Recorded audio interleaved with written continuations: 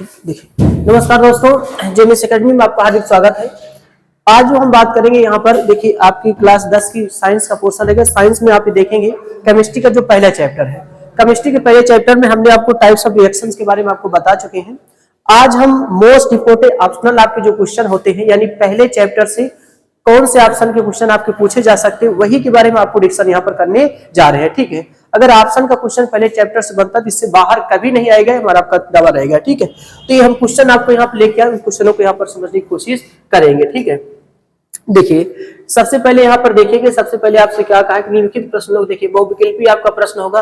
निम्नलिखित प्रश्नों के 4 वैकल्पिक उत्तर दिए गए, सही विकल्प का आपका चुनकर उत्तर देना होगा। ठीक है, जैसे 2FeCl3 दे रखा है, 2H2O है, Y के स्थान पे हमें यहाँ पर बताना किस चीज को रखा जाएगा। और साथ साथ में देखिए FeCl2 है, H2SO4 है, और साथ में क्या है 2HCl है। तो यहाँ पर किसको रखा जाएगा, तो आप यहाँ पर कहेंगे H2S को रखा जाएगा। जब आप H2S को रख देंगे तो आप देखिए इसको बैलेंस करके देखेंगे तो आपका ये चीज पूरा आपका क्या होगा, बैलेंस हो जाता है। ठीक है, देखिए FeCl2 मान लेते हैं, FeCl2 यहाँ से मैंने उठा लिया। ठीक है, फिर H2SO4 आपका क्या रहेगा, फिर 2HCl रहेगा। तो यहाँ पर आपका H2S रखा जाएगा, इस Y के स्थान पे आप क्या रखेंगे, H2S रखा जाएगा। ठीक है, देखिए क्वेश्चन आपका एक क्वेश्चन पूछा हुआ क्वेश्चन है, वही क्वेश्चन यहाँ पर आपको कराएंगे जो क्वेश्चन आपसे पूछा जाएगा। ठीक है, जैसे यहाँ पर कहता है वह क्रिया जिसमें आयनों की विनिमय से नए यौगिक बनते हैं। ठीक है, तो आपका क्या कहलाता है, देखिएगा प्रतिस्थापन क्रिया, उभय अपघटन क्रिया, योगात्मक अपक्रिया और वियोजन अपक्रिया। तो आयनों के अदला बदली से कोई क्रिया बनती है तो उसी को उभय अपघटन कहा जाता है, और इसी को हम द्विविस्थापन के नाम से भी जानते हैं। ठीक है, ये द्विविस्थापन अपक्रिया हमारी होती है। उभय अपघटन अपक्रिया को हम क्या कहते हैं, द्विविस्थापन अपक्रिया के नाम से भी जाना जाता है। तो जिस रिएक्शन में आयनों की अदला बदली होती है उसको हम क्या कहते हैं, उसको हम द्विविस्थापन अपक्रिया के नाम से जानते हैं। ठीक है, एक है लेड नाइट्रेट का रासायनिक सूत्र बताइए। तो लेड नाइट्रेट का रासायनिक सूत्र आपको यहाँ पर बताना है। ठीक है, तो लेड नाइट्रेट का जो रासायनिक सूत्र होता है, देखिए PbNO3 का होल ट्वाइज आपका होता है।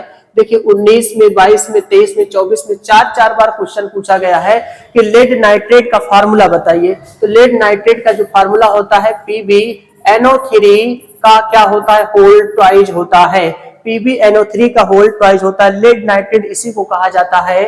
तो ये आपका यहाँ पर ऑप्शन भी आपका सही हो जाता है। ठीक है, एक आपका आएगा उदासीनीकरण अपक्रिया क्या होती है, तो जब हम देखिएगा अम्ल और क्षार, देखिए अम्ल और क्षार को मिलाते हैं। देखिए अम्ल और क्षार को, देखिए अम्ल और क्षार, जैसे हमने NaOH ले लिया और साथ में यहाँ पर हमने NaHCl ले लिया, हमें यहाँ पर NaCl और प्लस में क्या बन जाता है, H2O बन जाता है। तो नमक और लवण और जल प्राप्त होता है। तो यानी अम्ल और क्षार को मिलाने पर ऐसी क्रिया को हम क्या कहते हैं, उदासीनीकरण क्रिया के नाम से जाना जाता है। तो ऑप्शन नंबर क्या होगा, 3 आपका सही हो जाता है। ठीक है, चलिए अगला क्वेश्चन है, देखेंगे अगला क्वेश्चन में क्या कहता है, कार्बन को वायु में जलाने पर, देखिएगा अगर हम कार्बन को वायु में जलाने की बात करते हैं तो ये क्या आपका रहेगा, जरा यहाँ पर ध्यान दिए। जब कार्बन को वायु में जलाते हैं तो कार्बन डाइऑक्साइड गैस का बनना उदाहरण होता है, कौन सा उदाहरण होता है, यहाँ पर देखिए डाइऑक्साइड का बनना।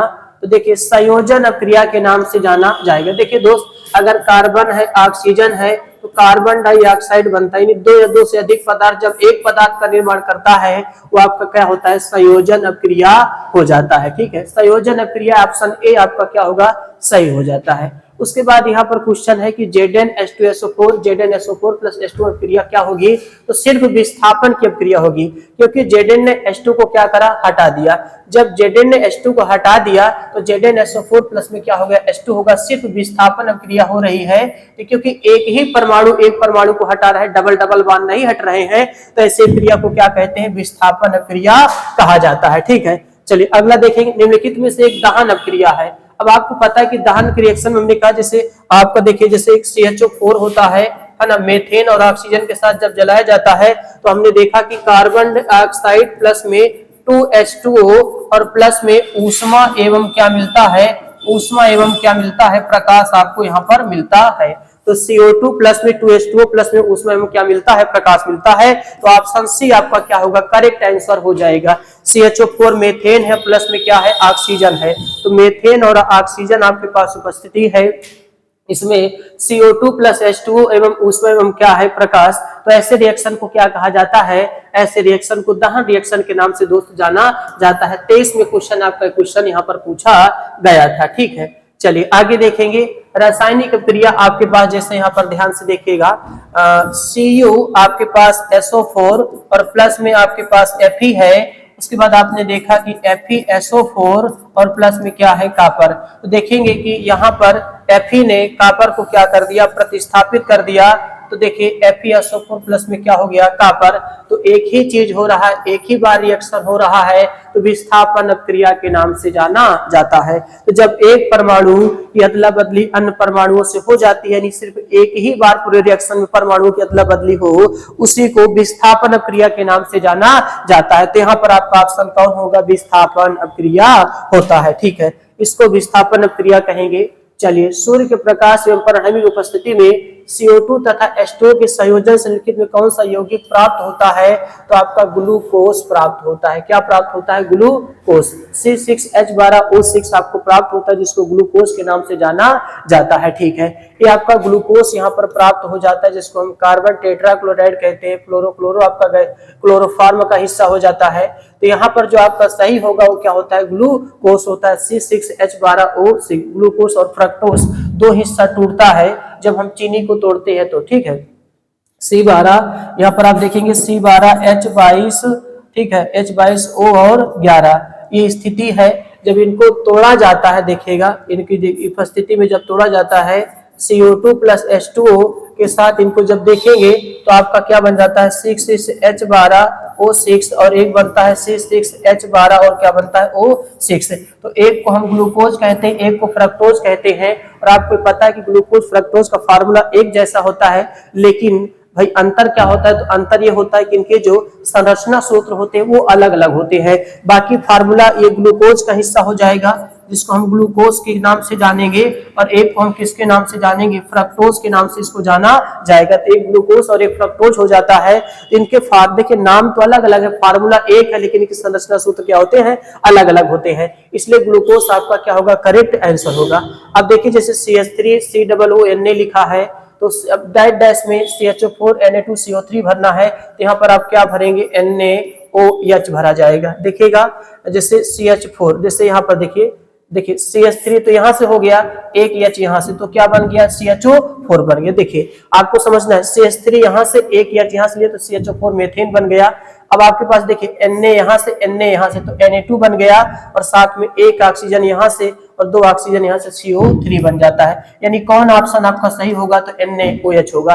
देखिए चीजों को जब ऐसे भरने की बात आती है तो आप रख के आप बैलेंस कर सकते हो कि हमें कौन सा चीज भरना है। देखिए मैंने कहा कि जैसे CH3 है तो CH3 को H दे दिया तो CHO4 हो गया, उसके बाद Na तो Na2 हो गया और CO3 आपका बन जाएगा। हमारे पास NaOH यहाँ पर प्राप्त हो जाता है, सोडियम हाइड्रोक्साइड आपको प्राप्त हो जाता है। ठीक है, चलिए अगला क्वेश्चन, निम्नलिखित में रासायनिक समीकरण को पूरा कीजिए। तो रासायनिक समीकरण को यहाँ पर पूरा करना है तो किस चीज को यहाँ पर देखिए भरा जाएगा। जिसे देखते हैं, जैसे यहाँ पर CH3 और COOH प्लस पेंटाक्लोराइड आपका 5 है, तो आगे आपने देखा कि CH3 COCl रखा जाएगा, प्लस में POCl3 रखा जाएगा और प्लस में HCl रखा जाएगा। देखते हैं बैलेंस है कि नहीं है। CH3 और यहाँ से CO उठा लिया और यहाँ से Cl उठा लिया एक, ठीक है, तो आपका एक Cl उठा लिया, ये आपका बन गया। उसके बाद देखिए P और यहाँ से एक O और यहाँ से एक Cl3 उठा लिया, तो अब आपके पास देखिए Cl3, तो एक आपका देखिए यहाँ पर H बचा और Cl बचा, यानी इसका मतलब है कि आपका यही पार्ट आपका रखा जाएगा। कौन वाला पार्ट, CH3 COOH रखा जाएगा। देखिए CH3 यहाँ से ले लिया, COO यहाँ से ले लिया, एक Cl यहाँ से ले लिया, तो यहाँ पर देखिए इतना बचा। उसके बाद यहाँ से देखिए P लिया और यहाँ से एक ऑक्सीजन बचा है और यहाँ Cl3 तो 4 2 हो गए। देखिए 4 क्लोरीन, 1 क्लोरीन बचा यहाँ से और 1 हाइड्रोजन यहाँ से बचा, तो क्या बन गया HCl, मतलब पूरा बैलेंस हो जाता है। ठीक है, आप देख सकते हैं, देखिएगा CH3 यहाँ का, COO यहाँ का, Cl यहाँ का, तो वो देखिए बन गया। उसके बाद यहाँ Cl कई बार बचा, तो कहेंगे आपके पास 4 बचा है, तो मैंने P उठाया, एक से यहाँ O आपका एक यहाँ पर बचा है। ठीक है, तो यहाँ से O उठाया और वहां से Cl3 लिया, तो आपका POCl3 बन गया। एक Cl यहाँ से बचा है, एक H बचा, तो HCl बन जाता है।